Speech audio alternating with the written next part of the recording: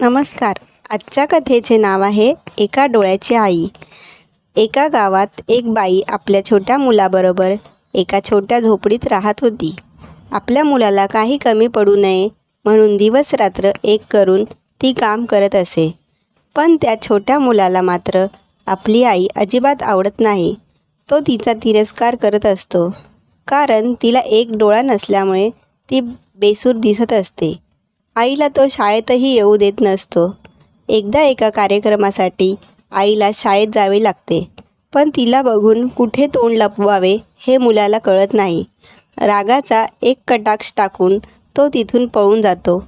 घरी आल्यावर तो आईला प्रचंड बोलतो, "कशाला आली होतीस शाळेत? आता माझे मित्र मला चिडवतील. मी उद्या शाळेत कसा जाऊ? तुला एक डोळा का नाही?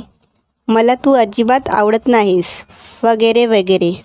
आई काहीही बोलत नाही. आपण आईला खूप बोललो याचे मुलालाही काही वाटत नाही. रागाने तो नुसता धुमसत असतो. आईशी काहीही न बोलता जेवतो आणि झोपतो.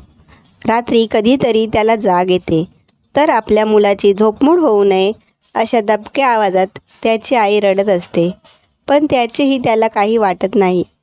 एका डोळ्याच्या आपल्या आईचा त्याला अधिकच तिरस्कार वाटायला लागतो. त्या क्षणी तो निर्णय घेतो, शिकून खूप मोठे व्हायचे आणि इथून बाहेर पडायचे. त्याप्रमाणे तो खूप अभ्यास करतो. उच्च शिक्षणासाठी मोठ्या शहरात येतो. नामवंत विद्यापीठातून पदवी मिळवतो. मोठ्या कंपनीत मोठ्या हुद्द्यावर काम करू लागतो. एका सुंदर मुलीशी त्याचे लग्न होते. त्याला एक मुलगा एक मुलगी होते. आता त्याचे कुटुंब पूर्ण होते, कारण हे सुंदर चित्र बिघडवणारी एका डोळ्याची त्याची आई तिथे नसते. तो तिला जवळजवळ विसरून गेलेला असतो. अतिशय सुखात असतो. एक दिवस त्याच्या घराचे दार वाजते. दारात एका माणसाबरोबर त्याची तीच एका डोळ्याची आई उभी असते. तिला बघून त्याची मुलगी घाबरून आत पळून जाते. तो आधी चक्रावतो आणि मग स्वतःला सावरत तिला म्हणतो, "कोण आहेस तू? इथे का आलीस? बघ, माझी मुलगी तुला घाबरली. मी बहुतेक चुकीच्या पत्त्यावर आले." असे काहीसे पुटपुटत आई निघून जाते. तिने आपल्याला ओळखले नाही अशा समाधानात मुलगा दार लावून घेतो. काही दिवसांनी माझी विद्यार्थी संमेलनासाठी त्याला त्याच्या शाळेतून पत्र येते. परत त्या गावात जाऊ नये असे वाटत असतानाही तो संमेलनाला जाण्याचा निर्णय घेतो. ऑफिसच्या कामासाठी जातोय असे बायकोला खोटे सांगतो. संमेलन पार पडते. कुठल्या तरी अनामिक ओढीने त्याची पावले त्याच्याही नकळत झोपडीकडे वळतात. दाराला कुलूप असते.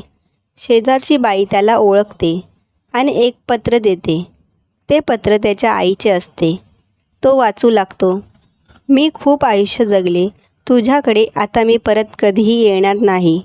पण तू कधीतरी येऊन मला भेटावेस अशी माझी खूप इच्छा आहे. शाळेच्या संमेलनाला तू येणार हे कळले होते, पण तिथे येऊन तुला भेटायचे नाही असे मी नक्की ठरवले. कारण मला माहिती आहे, एका डोळ्याची ही तुझी आई तुला आवडत नाही. मला एकच डोळा का, असेही तू मला एकदा विचारले होतेस. तेव्हा तू खूपच लहान होतास, म्हणून मी काही उत्तर दिले नाही. पण आज सांगते, बाळा, तू लहान असताना एक अपघात झाला. त्या अपघातात तू तुझा एक डोळा गमावलास. एका डोळ्याने तू संपूर्ण आयुष्य कसे जगणार?" या विचाराने मी हैराण झाले आणि माझा एक डोळा तुला दिला. मला तुझा खूप अभिमान आहे.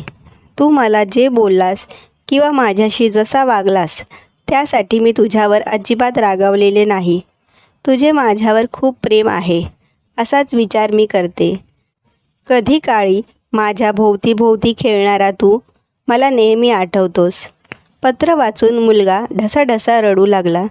जी व्यक्ती केवळ त्याच्यासाठी जगली, स्वतःचा सर्वात महत्त्वाचा अवयव जिनं त्याला सहजपणे देऊन टाकला, तिच्याशी आपण किती निर्दयपणे वागलो, त्याला प्रचंड पश्चाताप झाला. तो आईला मोठमोठ्याने हाका मारू लागला. पण आता त्याचा काय उपयोग होता? मित्रांनो, आईवडिलांसाठी कोणतीही गोष्ट सोडा, पण कोणत्याही गोष्टीसाठी आईवडिलांना सोडू नका. कारण जीवनात एक वेळ कोणतीही गोष्ट आपली साथ सोडेल, पण आईवडिलांची साथ ही नेहमीच तुमच्याबरोबर आयुष्यभर असेल. तर मित्रमैत्रिणींनो, तुम्हाला ही कथा कशी वाटली ते कमेंटमध्ये आम्हाला कळवा. आणि जर तुम्हाला ही कथा आवडली असेल तर आमच्या चॅनलला लाईक, शेअर आणि सबस्क्राईब करा. धन्यवाद.